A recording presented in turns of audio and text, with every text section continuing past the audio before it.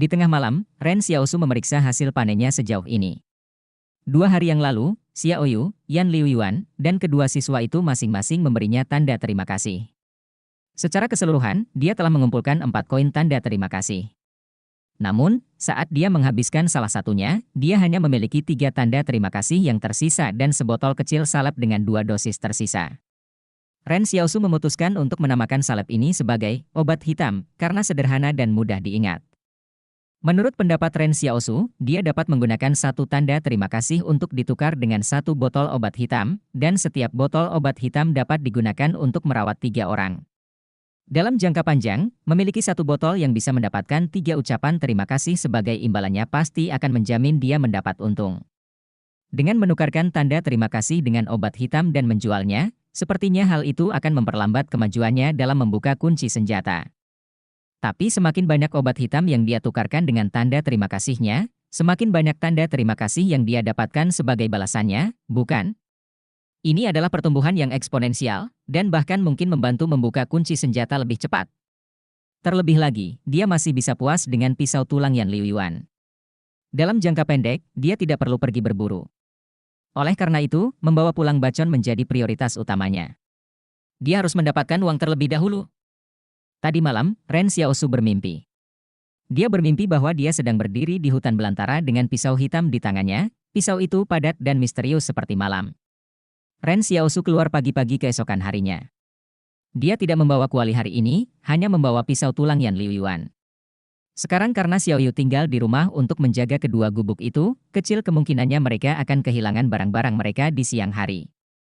Dan sejujurnya, orang-orang di kota yang memiliki pikiran jahat hanya akan berani menindas yang lemah. Mengapa mereka mencuri dari Ren Xiaosu yang kejam? Tidak perlu membawa kuali bersamanya terasa luar biasa. Sebagai pemuda yang menjanjikan, Ren Xiaosu tidak akan terlihat baik jika dia harus membawa kuali setiap hari kemanapun dia pergi. Hari ini, dia pergi ke hutan belantara bukan karena dia perlu berburu, tetapi untuk berpura-pura sedang mengumpulkan tanaman obat. Ren Xiaosu adalah orang yang sangat berhati-hati. Karena dia mengaku memiliki formula ramuan, dia harus mengumpulkan ramuan tersebut. Hanya dengan begitu dia tidak akan dicurigai oleh orang lain. Meskipun Ren Xiaosu tidak mendengar ada orang yang menentang makhluk gaib, Ren Xiaosu memahami prinsipnya. Jika Anda ingin memastikan kelangsungan hidup Anda di antara sekelompok orang yang kacau, Anda harus berbaur dengan mereka. Bunga popi yang tinggi dipotong pendek, pohon yang paling tinggi akan ditiup terlebih dahulu, jangan pamerkan kekayaan Anda. Pepatah kuno ini adalah peringatan bagi semua orang untuk tidak mengambil sikap tubuh. Ketika dia kembali ke kota, hari masih siang. Ketika Ren Xiaosu membawa kembali sejumlah besar tanaman obat, seseorang yang dia kenal bertanya, "Ren Xiaosu, mengapa kamu membawa semua rumput liar ini? Apakah ini rumput liar?" Ren Xiaosu menatapnya dan berkata, "Ini adalah ramuan obat." "Ramuan obat?" Orang yang bertanya itu tercengang. Sebagai seseorang yang lahir dan besar di kota ini, tidakkah dia tahu tanaman apa itu? Tidak ada yang pernah menganggapnya sebagai ramuan obat sebelumnya. Ren Xiaosu berkata secara konspirasi, selama Anda menambahkan pecahan yang berbeda, Anda dapat membuat obat yang dapat digunakan untuk mengobati luka. Menurutmu bagaimana aku pulih dari cederaku di masa lalu? Penanya berpikir lama. Bukankah kamu berhasil melaluinya hanya karena kemauan keras?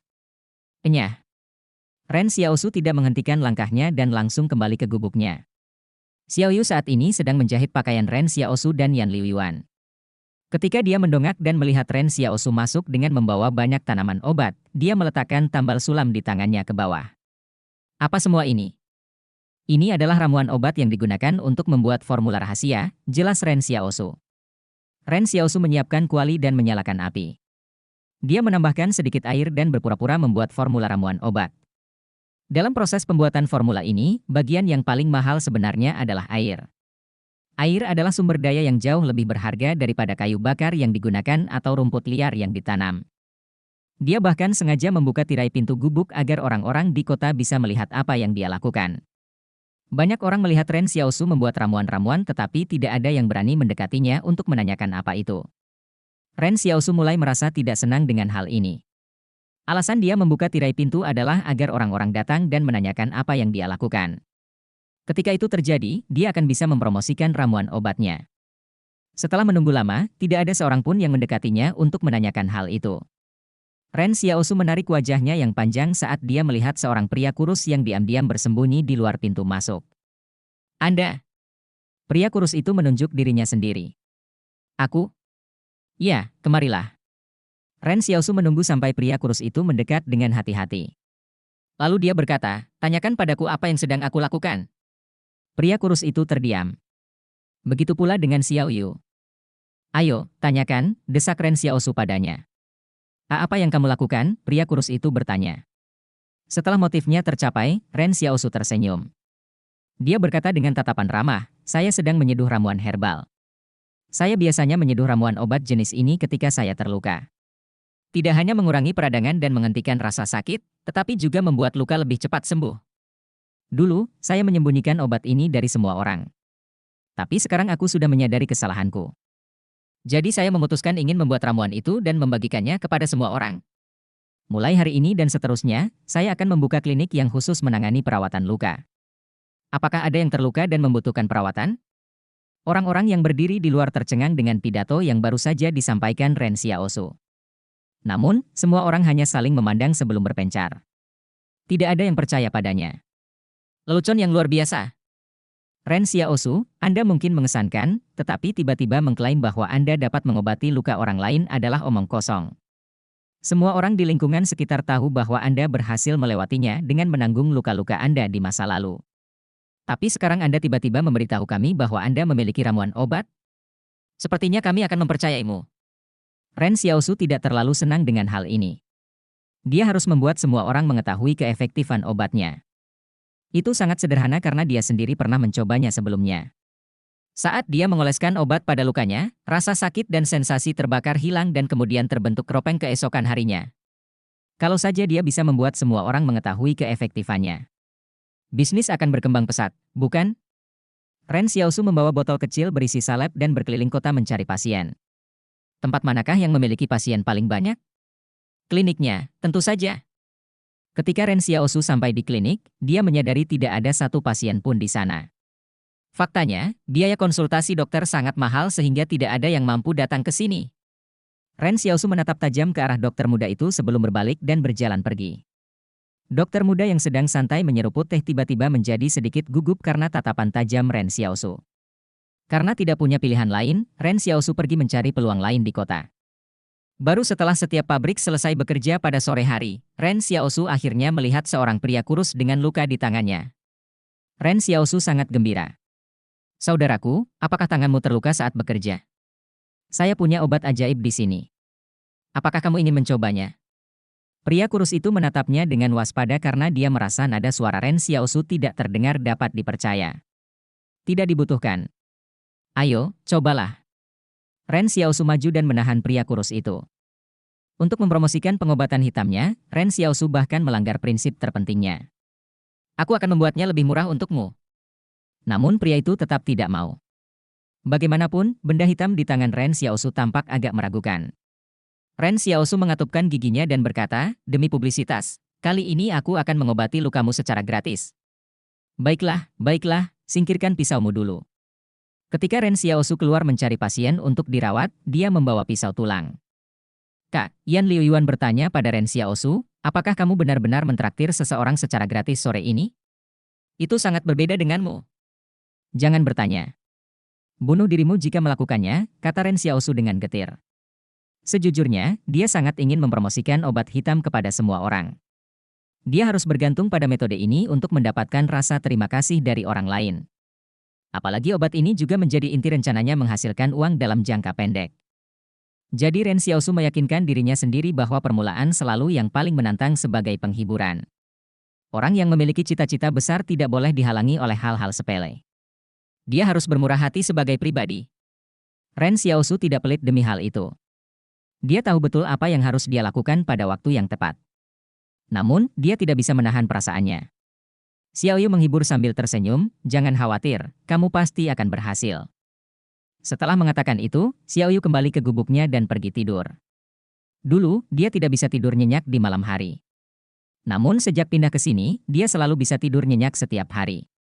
Keesokan paginya, jam benteng tiba-tiba berbunyi seolah mengingatkan semua orang bahwa sudah waktunya berangkat kerja di pabrik. Ren Xiaosu kembali dengan membawa sejumlah air yang boleh diambilnya untuk hari itu. Ia memperkirakan akan memakan waktu 12 jam hingga lukanya mulai mengelupas setelah obat hitam dioleskan, jadi ia tidak terburu-buru untuk melihat seperti apa reaksi masyarakat di kota tersebut. Begitu semua orang mengetahui keefektifan obatnya, orang-orang secara alami akan mendekatinya dengan pertanyaan. Namun, Ren Xiaosu tidak menyangka bahwa ketika dia membawa ember berisi air kembali, Wang Fugui akan menunggu di pintu masuk gubuk sambil tersenyum. "Wang tua, apa yang kamu lakukan di sini sepagi ini?"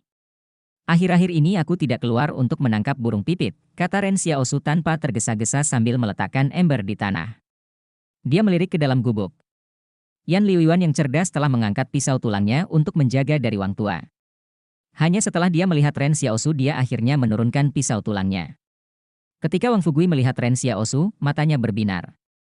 "Oh, Xiaosu, kamu akhirnya kembali. Aku datang pagi-pagi begini hanya untuk mencarimu." "Mengapa?" Ren Xiaosu merasa ada yang tidak beres.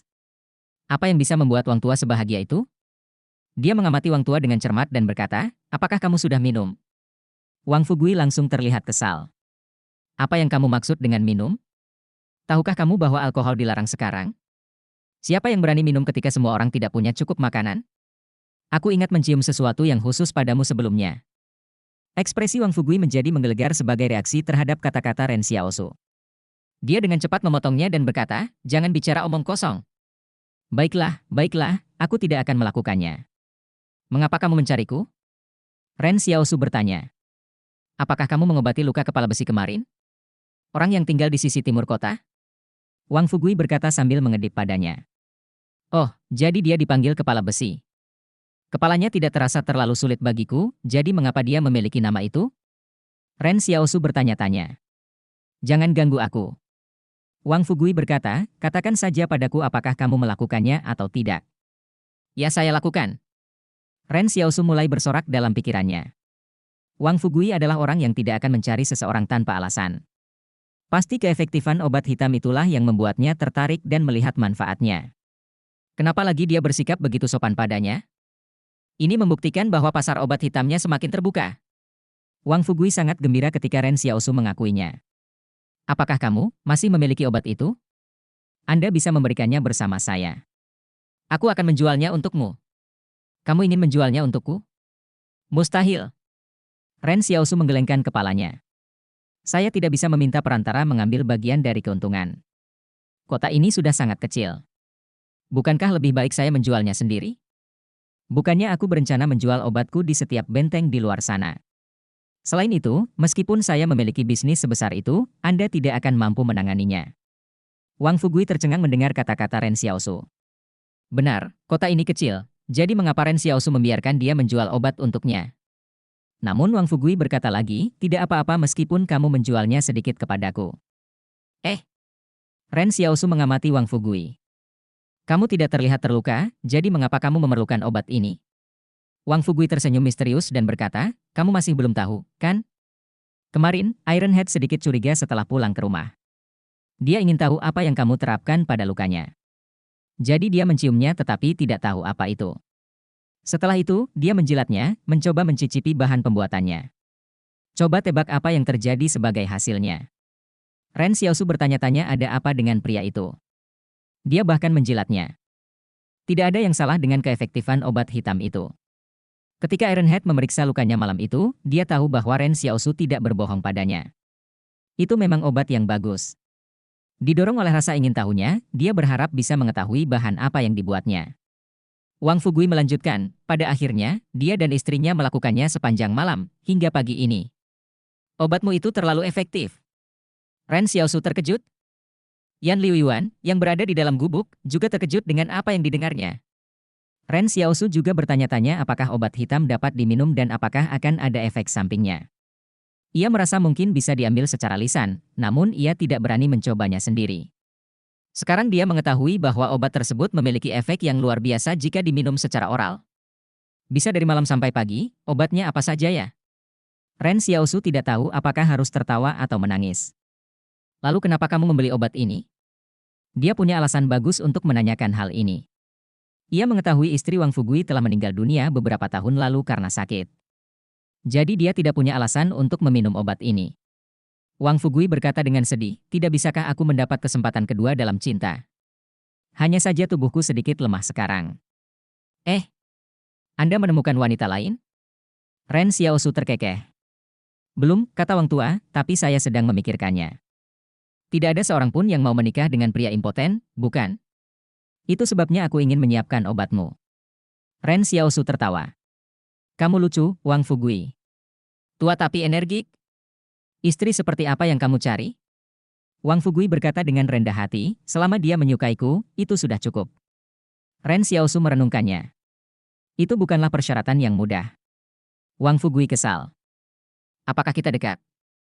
Wang Fugui berkata dengan ekspresi gelap, lagi pula, aku adalah salah satu orang terkaya di kota ini, jadi mengapa seorang wanita tidak menyukaiku? Ren Xiaosu menghela nafas, sedikit melankolis. Salah satu orang terkaya di kota kami adalah pemilik toko kelontong. Mengapa itu terdengar agak memalukan? Siapa kamu sampai mengkritikku? Hentikan omong kosong itu. Apakah kamu ingin menjualnya atau tidak? Ya. Ren Xiaosu memikirkannya sebelum berkata, Anda mendapatkan diskon kenalan, khusus, 600 yuan. Perampokan di jalan raya. Wang Fugui berkata dengan marah. Untuk saat ini, jumlah obat hitam yang tersisa Ren Xiaosu hanya cukup untuk 1 kali pengobatan luka. Namun, berdasarkan uraian Wang Tua tentang obat yang efektif hanya dengan 1 jilatan, porsi sisanya masih cukup untuk beberapa jilatan lagi. Namun, efek obat yang banyak dicari bila dikonsumsi secara oral bukan karena kebutuhan, sehingga ia tidak bisa menjualnya terlalu mahal. Apakah kamu ingin membelinya atau tidak? Ren Xiaosu mendengus pada Wang Fugui. Ya. Wang Fugui kemudian menghitung 600 yuan dan membayarnya kepada Ren Xiaosu. Dia bahkan tidak mencoba menawar harga. Ren Xiaosu tidak pernah menyangka bahwa pasar obat hitamnya akan dibuka sedemikian rupa. Rencana awalnya adalah menjadi seorang dokter sehingga ia dapat mempraktikkan pengobatan untuk membantu masyarakat. Dia tidak pernah menyangka akan menjadi pemasok afrodisiak. Wang Fugui berbalik dan berkata kepada Ren Xiaosu, terima kasih untuk ini. Terima kasih diterima dari Wang Fugui, 1. Ren Xiaosu terdiam. Dia akhirnya mendapatkan 4 tanda terima kasih lagi, meskipun tanda terima kasih ini diperoleh sedikit berbeda dari yang diharapkan Ren Xiaosu. Kak, ini sebenarnya tidak buruk sama sekali. Yan Liuyuan tersenyum dan berkata, tidak peduli apa efeknya, kita masih dapat menghasilkan uang darinya. Ren Xiaosu tidak senang dengan hal ini.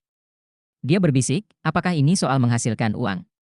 Berapa banyak rasa terima kasih tulus yang bisa saya dapatkan dari ini? Ren Xiaosu memahami bahwa jika dia mengandalkan efek obat ini untuk menjualnya, maka peluang mendapatkan rasa terima kasih yang tulus dari orang lain akan jauh lebih rendah dibandingkan dengan menyelamatkan nyawa orang. Hanya orang-orang seperti Wang Tua yang ingin mengembalikan keintiman ke dalam kehidupan pribadi mereka yang akan menunjukkan rasa terima kasih mereka kepadanya. Selain itu, apakah motifnya menghasilkan uang? Tidak, dia masih lebih membutuhkan rasa terima kasih dari orang-orang. Tanpa itu, dia tidak akan bisa mendapatkan lebih banyak obat hitam. Ren Xiaosu berkata dengan kesal, jika saya menyembuhkan orang dan menyelamatkan nyawa mereka, semua orang di kota akan mulai memperlakukan saya dengan hormat setiap kali mereka melihat saya. Lihat saja orang itu di klinik. Meskipun begitu banyak orang yang meninggal dalam perawatannya, tidak ada yang melakukan apapun padanya. Mengapa? Karena dia satu-satunya dokter di kota ini. Kamu benar, Kak, Yan Liuyuan setuju. Kenyataannya, itu tidak menjadi masalah sama sekali baginya. Yang dia tahu hanyalah, mereka akan menjadi kaya. Dan yang paling penting, Ren Xiaosu berkata, jika saya menyembuhkan orang dan menyelamatkan nyawa mereka, semua orang akan memanggil saya sebagai Dokter Ren setiap kali mereka melihat saya. Jika aku tidak menyembuhkan orang dan menyelamatkan nyawa mereka, tahukah kamu apa yang akan mereka panggil di belakangku? Hei, pengedar narkoba itu. Jelas sekali status sosial keduanya tidak sama. Yan Liuyuan tidak bisa menahannya lebih lama lagi. Dia tertawa terbahak-bahak di dalam gubuk sambil berkata, Kak, imajinasimu terlalu aktif. Namun, Ren Xiaosu tidak menyadari bahwa Wang Tua tidak menggunakan obat yang dibelinya darinya. Bagaimanapun, Wang Tua belum menemukan kekasih. Botol berisi obat hitam bukanlah sesuatu yang unik. Itu hanyalah botol porselen kecil yang tampak normal yang dapat ditemukan dimanapun di kota. Botol asli yang berisi obat hitam terbuat dari kaca, dan pengerjaannya memiliki kualitas yang luar biasa. Ren Xiaosu khawatir orang-orang akan curiga terhadap obat itu lagi dan mengetahui dari mana asalnya. Lagi pula, tidak ada yang menjual botol semacam ini di kota. Wang Fugui menyerahkan botol porselen kecil itu kepada salah satu administrator kota. Dia juga salah satu dari sedikit orang yang dikirim ke sini dari benteng. Wang Tua merasa bahwa Ren Xiaosu tidak mengetahui nilai obatnya, tetapi dia tahu. Tempat manakah yang paling membutuhkan efek obat hitam ini bila diminum? Apakah itu laki-laki di kota? Tidak. Meskipun laki-laki di kota hampir tidak punya cukup makanan, bahkan ada yang tinggal kulit dan tulang, semua orang masih melakukan pekerjaan fisik. Meskipun mereka kurus, kesehatan mereka sebenarnya bagus. Dengan olahraga yang cukup, menjaga metabolisme tubuh dan fungsi organ tubuh tak akan sulit. Oleh karena itu, para pria di kota tidak terlalu membutuhkan obat hitam ini. Orang yang paling membutuhkan obat hitam sebenarnya adalah bangsawan di kubu. Wang Fugui diam-diam menyerahkan obat hitam itu kepada administrator yang dikirim oleh benteng. Administrator kota adalah orang-orang yang memiliki pengetahuan tentang semua yang terjadi di kota. Pekerjaan sehari-hari mereka adalah mendapatkan wawasan tentang aktivitas tidak biasa yang terjadi di kota. Oleh karena itu, administrator ini juga mengetahui kejadian tadi malam ketika kepala besi menjilat obat hitam tersebut. Namun, administrator juga tidak menggunakannya. Setelah dia kembali pada malam hari, dia menyerahkannya kembali kepada atasannya. Tidak ada yang tahu di mana botol porselen kecil berisi obat hitam itu akhirnya berakhir. Ren Xiaosu tidak mengetahui semua ini. Dia menggunakan tanda terima kasih lainnya sebagai ganti sebotol obat hitam lainnya. Kemudian dia menyuruh Xiao Yu membeli kain linen putih dari kota. Setelah itu, dia menyuruhnya menjahit kata klinik di atasnya menggunakan benang hitam, serta tulisan dokter spesialis luka dalam ukuran lebih kecil di bawahnya. Dengan itu, klinik mulai beroperasi. Saat Xiao Yu sedang menjahit, dia bertanya kepada Ren Xiaosu apakah dia ingin dia menjahit kata-kata tangan ajaib memulihkan pegas. Ren Xiaosu dengan cepat menolaknya karena dia sedikit sensitif terhadap kata musim semi satu saat ini. Kehidupan Ren Xiaosu perlahan mulai berjalan dari sini. Sebelum fajar, dia pergi dan mengumpulkan tumbuhan di alam liar. Pada pagi hari, dia akan tinggal di gubuknya untuk merawat pasien. Sore harinya, dia akan pergi ke sekolah untuk memberikan pelajaran bertahan hidup. Setelah itu, dia akan menggunakan catatan Yan Liuyuan untuk menyelesaikan pekerjaan rumahnya. Meskipun belum ada urusan di kliniknya, dia tidak mampu untuk pergi dari sini. Jika seorang pasien datang menemui dokter, Xiao Yu tidak dapat menanganinya sendirian. Dia ingin duduk di ruang kelas yang terang dan luas seperti Yan Liuyuan dan belajar. Tetapi jika dia pergi ke sekolah untuk belajar, apa yang akan terjadi pada Yan Liuyuan dan Xiao Yu? Dalam keluarga ini pasti ada yang rela mengorbankan cita-citanya. Keesokan harinya, Ren Xiaosu sedang duduk dan beristirahat di gubuk dengan pintu tirai terbuka lebar. Xiao Yu sedang menjahit dan menambal di belakangnya. Kadang-kadang, Xiao Yu menyesali bagaimana kedua bersaudara ini bahkan tidak menambal pakaian mereka di masa lalu. Bagaimana mereka bisa mengumpulkan begitu banyak lubang di dalamnya? Pada saat ini, seseorang berlari dari ujung jalan tanah dengan lengan berdarah. Mata Ren Xiaosu berbinar. Kamu mungkin mati jika lukamu tidak diobati. Namun, pria itu bahkan tidak melihat ke arah Ren Xiaosu. Semua orang secara tidak sadar masih pergi ke klinik untuk mengobati luka mereka karena tempat itu lebih berwibawa. Selain itu, kesan semua orang terhadap Ren Xiaosu masih pengedar narkoba daripada seseorang yang mengobati luka tusuk. Kemudian suara yang telah lama ditunggu-tunggu terdengar dari istana di benaknya, Quest berhasil merawat satu pasien. Ren Xiaosu berdiri dan berkata dengan sedih, maaf. Setelah itu, Xiao Yu melihat Ren Xiaosu berlari keluar dari gubuk. Kurang dari 1 menit kemudian, dia melihatnya membawa pria itu kembali. Ren Xiaosu dengan ramah berkata kepada pasien, dokter di klinik itu adalah seorang dukun. Tahukah kamu bahwa dengan membawamu kembali ke sini, aku menyelamatkanmu? Karena pria itu sudah lama mengalami pendarahan, dia tidak mempunyai kekuatan lagi. Pria itu hampir roboh karena Ren Xiaosu menahannya dengan kuat. Saat ini, 2 pria lainnya berlari dari seberang jalan tanah. Melihat tubuh mereka berlumuran darah, Ren Xiaosu tercengang. Apakah kalian bertengkar? Ketika pria yang ditahan mendengar hal itu, dia menjelaskan, bukan, itu ketel uap di pabrik. Itu meledak. Cedera yang kami derita tergolong ringan, jadi kami masih bisa berlari kembali ke sini sendirian. Namun, saya khawatir beberapa orang tewas di tempat kejadian. Ren Xiaosu mengangguk dalam diam. Saat ini, tidak ada seorang pun yang berbaik hati membawa Anda untuk merawat luka Anda jika terjadi kecelakaan di pabrik. Mereka tidak bisa berharap lebih dari Anda mati agar harta benda Anda bisa menjadi milik mereka. Ayo, kakak Xiao Yu, sterilkan jarumnya, kata Ren Xiaosu. Meskipun dia tidak khawatir dengan peradangannya, dia tetap harus melakukan tindakan untuk pasiennya, bukan? Setelah dia mengatakan itu, dia keluar lagi. Kali ini, dia membawa kembali dua pria lainnya. Ren Xiaosu menggunakan kedua tangan dan kakinya untuk menahan ketiganya. Mereka bertiga kehilangan keinginan untuk melawan. Jika bukan karena cedera mereka, Ren Xiaosu tidak akan pernah mampu menahan mereka. Faktanya, mereka tahu bahwa mereka juga bisa dirawat di tempat Ren Xiaosu. Namun, mereka berlari menuju klinik hanya karena kebiasaan. Sekarang setelah mereka ditembaki, sebaiknya mereka berhenti melawan sama sekali. Kemudian mereka melihat Xiao Yu meletakkan tambal sulam di tangannya. Dia mengambil jarum yang dia gunakan untuk menjahit pakaian dan meletakkannya di atas api. Karena jarum ini sedikit lebih panjang, dia tidak terbakar saat memegang ujung lainnya. Apakah aku hanya menjahitnya saja? Xiao Yu bertanya dengan takut-takut. Ya. Jahit saja lukanya seperti Anda sedang menjahit pakaian. Ren Xiaosu tersenyum dan berkata, ini cukup sederhana. Xiao Yu mengumpulkan keberaniannya dan mulai menjahit luka pada salah satu pasien. Namun, kulitnya mendesis disertai bau daging terbakar. Pria itu gemetar ketika dia bertanya, saya mengerti bahwa Anda menggunakan api untuk mensterilkan jarum, tetapi bisakah Anda setidaknya menunggu hingga jarum menjadi dingin sebelum Anda mulai menjahit? Itu adalah sebuah kesalahan, Ren Xiaosu menjelaskan sambil tersenyum. Ini hari pertama perawat kami bekerja, jadi dia belum mengetahui prosedur pastinya. Ayo, lanjutkan menjahit. Kakak Xiao Yu, perlakukan itu seperti menjahit pakaian. Xiao Yu tidak takut dengan darah. Sejujurnya, semua orang di kota sudah terbiasa melihat orang mati setiap saat, jadi bukan masalah besar jika mereka harus menghadapi luka ringan seperti ini. Selain itu, dia sangat menikmati pekerjaannya saat ini. Bukan karena dia suka melihat darah, tapi dia suka menjadi orang yang berguna. Sudah menjadi rahasia umum di kota bahwa setiap orang harus berguna dalam lingkungan saat ini karena penuh dengan kesulitan dan kesulitan. Orang yang tidak berguna cepat atau lambat akan ditinggalkan. Ini adalah logika paling sederhana untuk memutuskan siapa yang akan tinggal. Xiao Yu tidak yakin apakah Ren Xiaosu dan Yan Liuyuan akan meninggalkannya karena ketidakbergunaannya, tetapi dia tahu bahwa dia tidak bisa berbuat apa-apa dan melepaskan diri dari mereka.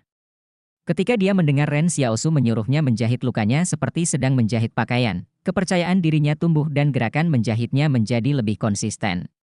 Selain itu, Ren Xiaosu masih memegangi lengan pria itu, sehingga memudahkannya untuk memanfaatkan keterampilan menjahitnya dengan baik. Ketika penjahitan hampir selesai, Xiao Yu berkata kepada Ren Xiaosu, masih ada perbedaan antara menjahit luka dan menjahit pakaian. Saat menjahit pakaian, benang harus tetap tersembunyi di dalam pakaian agar tidak terlihat. Namun untuk penjahitan luka, benangnya tidak boleh tertinggal di dalam dan harus dijahit terbalik. Namun, itu membuatnya terlihat sangat jelek. Ketiga pasien menjadi sangat tidak nyaman. Semakin banyak kata Xiao Yu, semakin mereka menjadi bingung. Ketika Xiao Yu selesai menjahit, Ren Xiaosu mengeluarkan botol porselen kecil dan mengoleskan obat tersebut ke luka pasien pertama. Obatku sangat berharga, tapi aku tidak akan membebankan harga terlalu mahal padamu. Saya hanya akan menagih Anda biaya yang sama seperti yang dikenakan klinik, 600 yuan. Saya yakin Anda semua harus mampu membelinya. Harga jaket berlapis kapas sekitar 600 yuan. Namun, gaji para pekerja ini per bulan mungkin berkisar antara 2.200 hingga 2.800 yuan. Hal ini membuat harga barang yang dijual relatif mahal dibandingkan dengan gaji yang mereka peroleh. Namun semua ini disebabkan oleh masalah penawaran dan permintaan. Bangsawan di kubu tidak bisa berharap lebih banyak agar orang-orang ini mendapat penghasilan sesedikit mungkin selama sisa hidup mereka. Dengan cara itu, mereka harus terus bekerja dengan sungguh-sungguh untuk para bangsawan.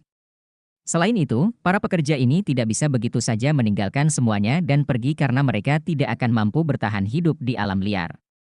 Bangsawan mengandalkan ini untuk mengeksploitasi para pengungsi. Menurut kalangan bangsawan, sudah bagus jika mereka tidak memaksa para pengungsi membayar uang perlindungan kepada mereka ketika mereka hidup di bawah perlindungan kubu. Tapi itu hanya karena mereka merasa pemerasan perlindungan berada di bawah mereka. Alasan Ren Xiaosu dapat bertahan hidup di masa lalu tanpa harus bekerja di tambang batu bara adalah karena dia hanya perlu berburu 3 burung pipit sebulan untuk mendapatkan penghasilan lebih dari mayoritas pekerja. Sekalipun dia tidak berhasil memburu 3 ekor burung pipit, dia bisa berhemat dan menabung dan tetap bisa menjalani kehidupan normal. Ini adalah masa-masa yang tidak normal, dan orang-orang pada awalnya mencoba menolaknya. Namun, semuanya gagal. Ren Xiaosu benar bahwa ketiga pria itu mampu membayar biayanya. Setelah obat hitam dioleskan pada luka pasien pertama, rasa sakitnya langsung berhenti. Dia membayar dengan rela karena biayanya akan sama jika dia pergi ke klinik untuk mengobati lukanya. Ketika pasien yang baru saja dirawat hendak pergi, Ren Xiaosu berkata dengan ramah, "Bukankah kamu seharusnya mengucapkan terima kasih sekarang karena kamu sudah dirawat?" Pria itu bergidik dan dengan cepat menoleh ke belakang dan berkata, "Terima kasih." Ren Xiaosu mengangguk puas. Namun, ketika dia melihat-lihat istana, dia terkejut menemukan bahwa dia tidak mendapatkan tanda terima kasih tambahan. Ren Xiaosu berpikir, apakah hubungan pasien dokter akhir-akhir ini tegang seperti itu? Aku sudah mengobati lukamu, tapi kamu bahkan tidak mau mengucapkan terima kasih yang tulus? Segera, Ren Xiaosu mendengar suara dari istana yang memberitahunya bahwa dia telah menyelesaikan misinya. Misi selesai. Diberikan 1-0 kekuatan. Upaya untuk berhasil merawat satu pasien akhirnya selesai. Dia tidak menyangka istana akan menghadiahkannya peningkatan kekuatan 1,0 lagi. Itu juga salah satu hal yang paling diinginkan Ren Xiaosu saat ini. Bagaimanapun, siapapun yang memiliki tinju lebih besar akan menang. Suara dari istana melantunkan lagi, quest berhasil merawat 2 pasien. Jadi ini misi yang bisa diulang? Ketika misi pertama selesai, misi lain dengan tingkat kesulitan yang lebih tinggi akan muncul. Bukankah saat ini ada 2 pasien di depannya? Apakah dia akan mendapatkan peningkatan 1,0 kekuatan lagi setelah menyelesaikan misi ini? Kalau begitu, bukankah dia akan terlihat seperti kue daging? Sebenarnya, itu tidak baik karena dia akan mengorbankan kecepatannya demi kekuatan yang lebih besar. Dengan massa otot yang lebih besar, itu akan menurunkan kecepatan penggunaan otot tersebut. Pelari tercepat haruslah seseorang dengan bentuk otot paling seimbang, bukan binaragawan dengan fisik paling kekar. Sampai sekarang, kekuatan Ren Xiaosu jauh lebih kuat daripada rata-rata orang dewasa. Dia sengaja melakukan pengamatan dan menyadari bahwa tidak ada yang memperhatikan bahwa ototnya membengkak kali ini. Saat itu akhir musim gugur, pakaian yang dia kenakan menyembunyikan tubuhnya dengan cukup baik. Tetapi pada saat ini, salah satu pasien mengambil kesempatan untuk bangun dan berlari keluar klinik sementara perhatian Ren Xiaosu terganggu.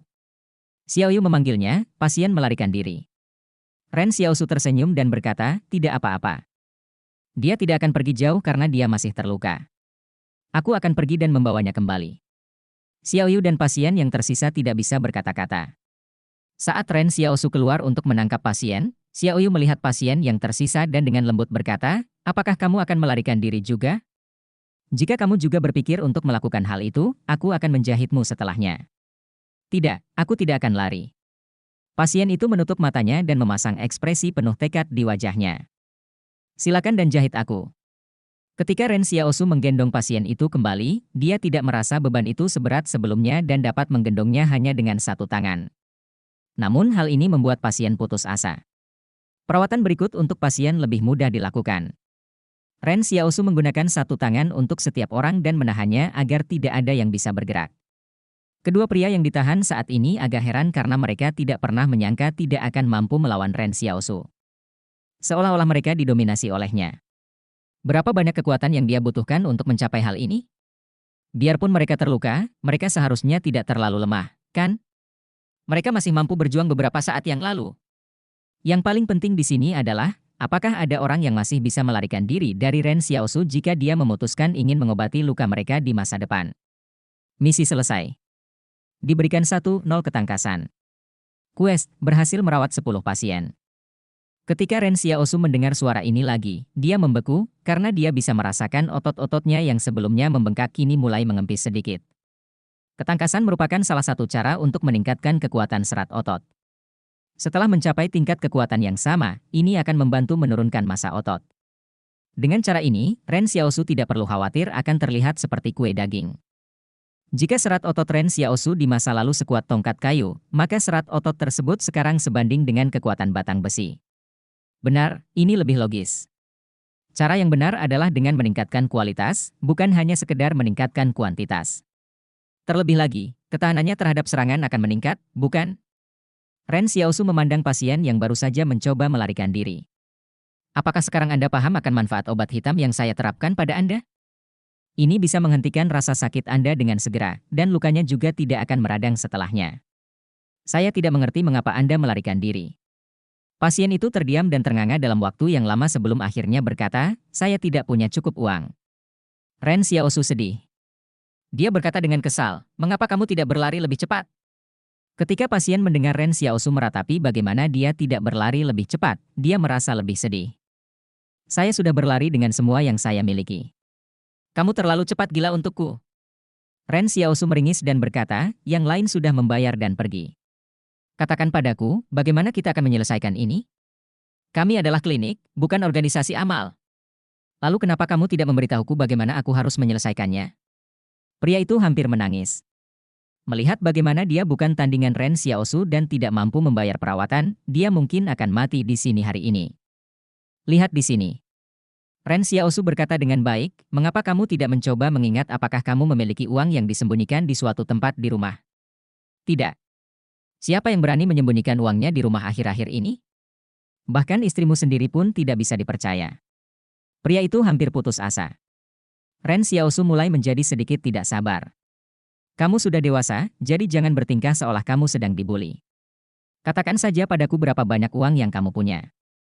Ini hampir akhir bulan, jadi hanya ada sekitar 5 hari sampai saya menerima gaji. Kami tidak dapat menghemat banyak uang dengan melakukan apa yang kami lakukan. Saya bertanya berapa banyak uang yang Anda miliki? Ren Xiaosu berteriak. 432 yuan, pria itu terisak. Dia pasti tidak bisa mengizinkannya menulis surat promes. Saat ini, jika dia membiarkan seseorang menandatangani surat promes hari ini, siapa yang tahu kalau orang itu akan mati keesokan harinya? Ren Xiaosu bertanya-tanya apakah pria ini memiliki barang berharga lainnya. Tiba-tiba, Ren Xiaosu memikirkan sesuatu. Dia berkata sambil matanya berbinar, bagaimana dengan ini? Menurutku itu juga tidak mudah bagimu, jadi kenapa aku tidak melepaskan sisa biayanya untukmu? Anda bisa memberi saya uang berapapun yang Anda miliki di saku Anda. Anda dapat menyimpan 32 yuan untuk makanan Anda. Gores itu, Anda bisa menyimpan 2 yuan untuk makanan Anda berikutnya. Ketika pria itu mendengar itu, dia menangis karena haru. Terima kasih banyak. Terima kasih diterima dari Dong Mingsai. 1. Ren Xiaosu sangat gembira. Dia akhirnya menemukan cara untuk mendapatkan rasa terima kasih dari pasiennya. Pertama, dia harus menetapkan harga yang wajar.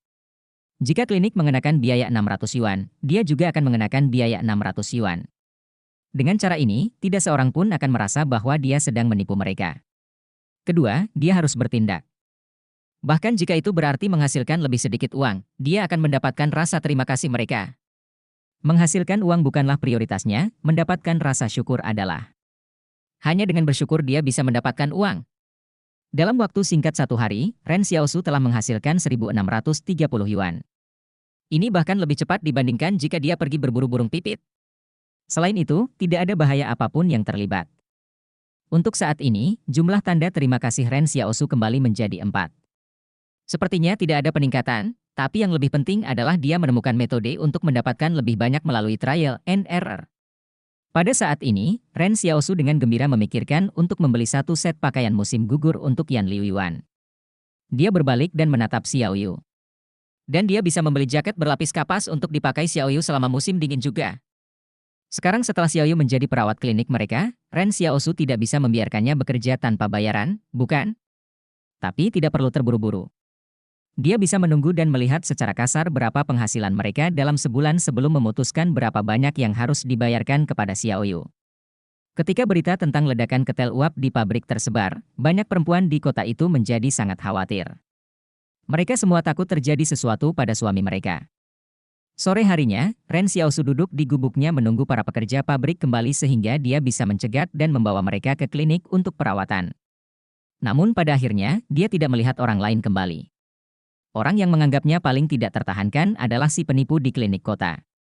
Setelah dia mendengar tentang ledakan ketel uap, dia dengan bersemangat menunggu pasien datang. Namun, tidak ada yang datang kepadanya untuk berobat bahkan saat malam tiba. Karena itu, dokter muda itu keluar dan bertanya-tanya.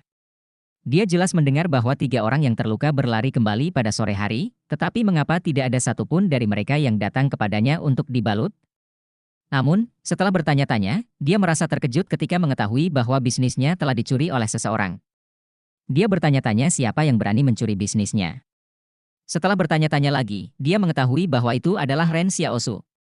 Dokter muda itu mempertimbangkan hal ini sebelum akhirnya mengatupkan giginya karena marah. Jadi bagaimana jika itu adalah Ren Xiaosu? Bisakah dia mencuri pekerjaan orang lain hanya karena dia adalah Ren Xiaosu? Namun, dokter muda itu merasa ada yang tidak beres. Bagaimana Ren Xiaosu tiba-tiba tahu cara mengobati luka dan menyelamatkan orang? Ketika dia pertama kali mendengar tentang obat hitam, dia hanya menganggapnya sebagai sesuatu yang dibuat secara acak oleh Ren Xiaosu. Dia ragu tentang hal itu pada saat itu, tetapi dia tidak punya pilihan selain mempercayainya sekarang. Dia dengan marah pergi mencari Ren Xiaosu untuk meminta penjelasan. Ketika dia tiba di pintu gubuk Ren Xiaosu sedang mengupas kentang dengan pisau tulang. Ren Xiaosu menusuk kentang dengan pisau tulang, menembusnya. Ren Xiaosu bertanya dengan acuh tak acuh, "Kamu mencariku?" "Oh, tidak apa-apa. Aku hanya ingin bertanya apakah kamu sudah makan." Dokter muda itu tertawa datar. Ren Xiaosu memandangnya dan berkata, "Yutong, kamu tidak muda lagi. Anda sudah cukup lama bergantung pada reputasi dokter lama. Ini hampir habis. Saya menyarankan Anda pulang ke rumah dan membuka-buka buku kedokteran dokter lama agar Anda tidak gagal di kemudian hari." "Apa yang kamu bicarakan?"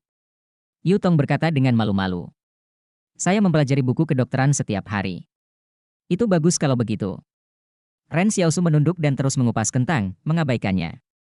Sejujurnya, Ren Xiaosu dan yang lainnya tidak terbiasa mengupas kentang mereka. Mereka memakan semuanya, kulit dan semuanya. Dengan mengupasnya, sebagian besar kentang akan terbuang sia-sia. Tapi sekarang berbeda. Ren Xiaosu telah menjadi kaya, jadi kepalanya bengkak. Tiba-tiba, lebih dari selusin orang berlarian ke kota dan berteriak, "Ini buruk. Sesuatu yang buruk telah terjadi." Ren Xiaosu mengerutkan kening. Dia menepikan salah satu dari mereka dan bertanya, "Apa yang terjadi?" Aroma darah setelah ledakan ketel uap di pabrik telah menarik perhatian sekelompok serigala. Pria itu berkata dengan bingung, "Saya tidak tahu dari mana serigala itu berasal, tapi jumlahnya banyak." "Berapa banyak?" Ren Xiaosu bertanya lagi. "Saya khawatir setidaknya ada lebih dari 100. Ini sungguh mengerikan." Tampaknya nasib para pekerja yang tersisa di pabrik itu suram. Serigala tidak muncul selama lebih dari setahun. Selama ini, semua orang hampir melupakan ancaman mereka. Tidak ada yang tahu kemana mereka pergi selama setahun menghilang, tapi sekarang setelah mereka kembali, jumlah mereka meningkat beberapa kali lipat. Namun, para serigala tidak berani datang dan merusak kota karena tembok yang tinggi. Dan di atas tembok ini, terdapat senjata api dan bahan peledak. Inilah sebabnya para pengungsi berkumpul di luar tembok dan membangun kota di sekitarnya. "Apa yang kamu lihat?" "Makanlah makananmu," kata Ren Xiaosu kepada Yan Liuyuan. Setelah mengatakan itu, dia duduk dan melanjutkan makannya. Sementara itu, Yan Liuyuan melihat keluar dengan rasa ingin tahu sambil memakan makanannya dan berkata, "Kak, bagaimana kamu bisa bertahan hidup saat itu? Anda belum pernah membicarakannya sebelumnya." Ren Xiaosu menatapnya tetapi tidak menjawab pertanyaan itu. Xiao Yu, yang berada di samping mereka, juga memandang Ren Xiaosu, meskipun dia tidak menanyakan apapun padanya. Setelah Yan Liuyuan selesai makan kentang, Ren Xiaosu memberinya satu kentang lagi. "Kamu harus makan lebih banyak agar kamu bisa tumbuh lebih baik. Hanya dengan begitu Anda akan memiliki peluang bertahan hidup yang lebih baik daripada yang lain." "Kak, apakah kamu khawatir serigala akan datang ke kota?" Yan Liuyuan memandang Ren Xiaosu, yang wajahnya masih cemberut. "Tidak." Ren Xiaosu menggelengkan kepalanya dan berkata, "Mereka jauh lebih pintar dari yang kalian bayangkan, jadi mereka tidak akan mengambil risiko dengan datang ke sini. Jika boiler di pabrik tidak meledak dan menyebabkan cedera dan kematian, mereka tidak akan pergi ke sana. Mereka tidak tertarik pada bau darah sejak awal. Bau kematian itulah yang membuat mereka pergi ke sana." "Lalu apa yang kamu khawatirkan, Kak?" Yan Liuyuan bertanya-tanya. Ren Xiaosu berpikir lama. "Bagaimana jika suatu hari tembok itu runtuh?" Xiao Yu terkejut. "Apakah tembok ini akan runtuh?" "Aku tidak tahu." Ren Xiaosu menggelengkan kepalanya lagi. "Tetapi tidak ada sesuatu pun yang tetap sama di dunia ini. Sebenarnya saya sudah 2 kali bertemu dengan kawanan serigala. Pertama kali, saya berhasil melarikan diri setelah melihat mereka dari jauh. Tapi saya tidak seberuntung itu untuk kedua kalinya. Namun, rasanya, mereka menjadi lebih kuat dari sebelumnya." Faktanya, Ren Xiaosu juga bertanya-tanya apa yang akan terjadi jika tembok itu runtuh suatu hari nanti. Apa yang akan terjadi pada masyarakat ini?